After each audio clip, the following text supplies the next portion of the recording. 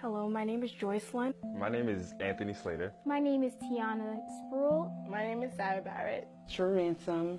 Kanaz Raglan. Lauren Bristego. Christina Slater. Leku Ivan. My name is Jalen McCurdy. My name is Warner.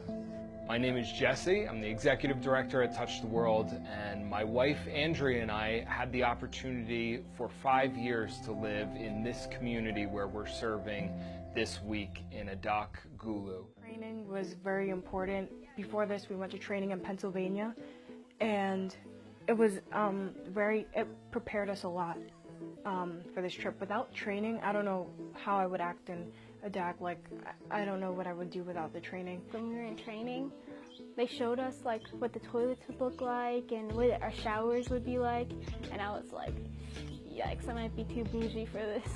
And there's just one hole in the ground and it's 30 feet deep and you just have to use the bathroom there, whether you have to do one or two. It was a little bit crazy, to be honest. I never really, never used the bathroom like that before, like squatting. Well, the travel to get here in general was like about 2 days. You know, we were in a car for about 11 hours just getting from the airport to here. But just driving and seeing everything is just beautiful here. And we were all shocked to see what we saw. And, you know, there is poverty here, of course. I mean, it's heartbreaking to see, but even through the poverty, they're happy. When we first walked into the huts, we saw the sleeping arrangement, so we had to sleep on bunk beds, and the bunk beds had, what did they have on them? They had the fly nets that the flies couldn't get in.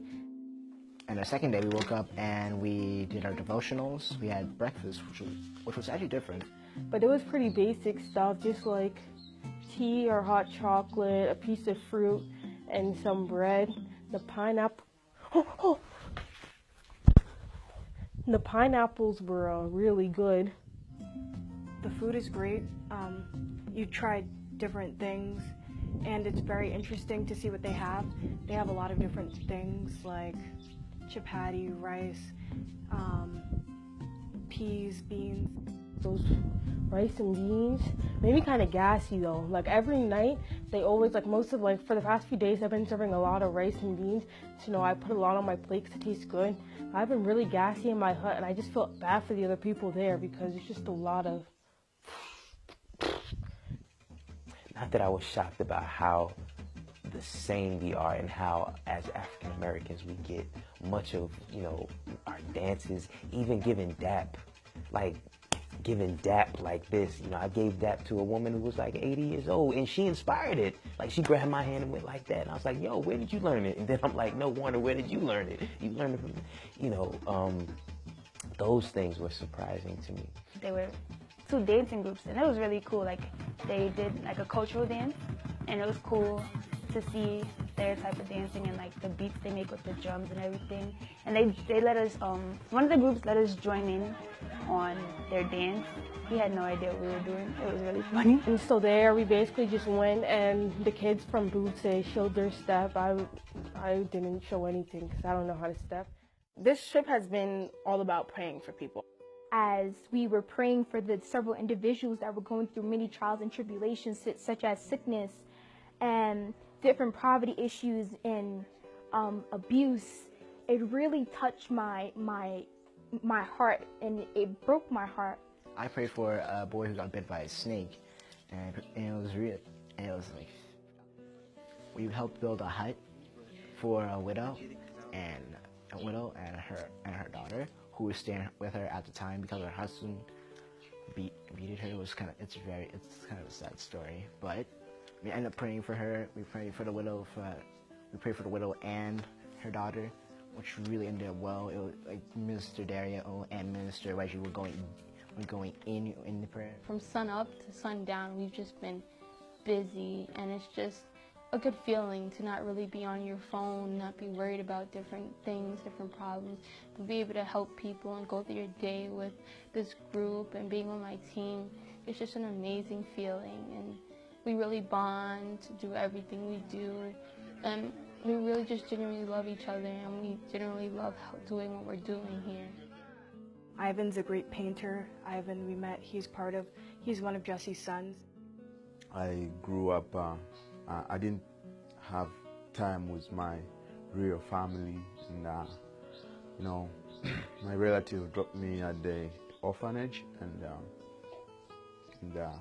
you know, they dropped me there because they didn't want to, you know, care about me. So God connected me to, you know, give me a great family, great relatives, you know, great relatives that would show me love, and connected me to Jesse Cruz and Andrea Cruz. I realized that I can never compare myself to any individuals that are here in Africa. They have went through so much, but they are strong individuals. Africa, the people in Africa, Uganda, are wonderful, beautiful, motivating, encouraging soldiers. I mean, they keep going every single day. No matter how hard it may get, they still keep moving. I remember like we were walking back to our huts because we just went on a crusade.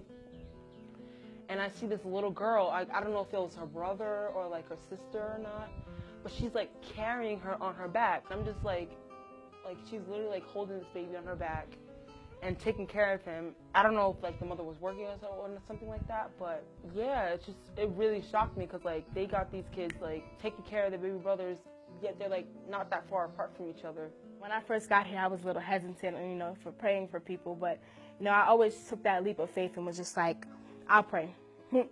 I'll pray. Yeah, I was scared, but I just took the leap of faith just to pray for people, you know? And I found that I'm more prayer strong here than I ever was back in New York. When I get back home, I'll start like reading my Bible more. I'll talk to my sisters nicer. You know, try to do things like better at the house to support my mom. I'm going to take this time and not to take things for granted. Not to waste water, not to waste food. We waste a lot of food. Not to throw away things that people don't have. Yeah, I pray that God will just keep his hand on the people here, keep his hand on the community. I just thank God, and I thank Minister Dario and Minister Reggie, Miss Amelia, Miss Lydia. I truly am grateful for allowing this opportunity for young individuals, for like myself, is able to come to Uganda where not so many people visit. I'm about to turn 18, and the first time I preached was in Africa. That is just something you don't hear every day, and I can't help but thank God for it. I again thank God for this experience, because without him, I wouldn't be here doing his work and experiencing a new part of the world. Being over here to offer, you know, practical services like, you know, helping weed or de-weed, garden, you know, big land, you know, those practical things, you know, helping build a hut for a widow and orphans, you know, like legit biblical religion, you know, helping widows and orphans, doing that, to also doing door-to-door gospel preaching and having the unexpected, unique privilege of actually being asked to preach in a church in Africa. You know, all those things together were more than I could have. were more than I ever legitimately ever thought that I would be able to do.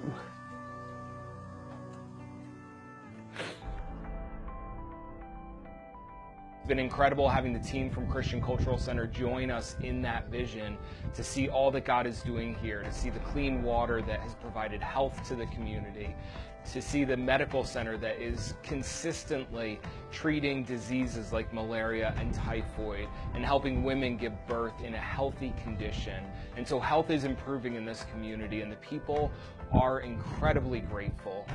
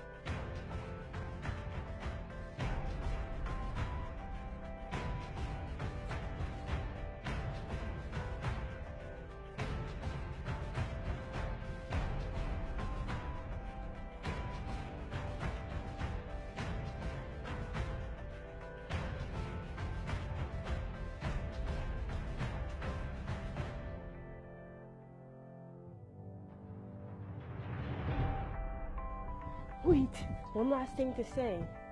I love you, Mom. I miss you very dearly. And you too, Papa. And I just have a quick song I'd like to share.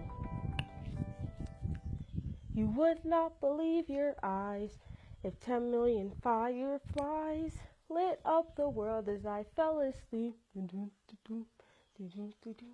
'Cause they fill the open air and leave teardrops everywhere. You'd think me rude, but I would just stand and stare. I'd like to make myself believe, excuse my vocals, that planet Earth turns slowly. It's hard to say that I'd rather stay awake when I'm asleep, 'cause everything is never as it seems.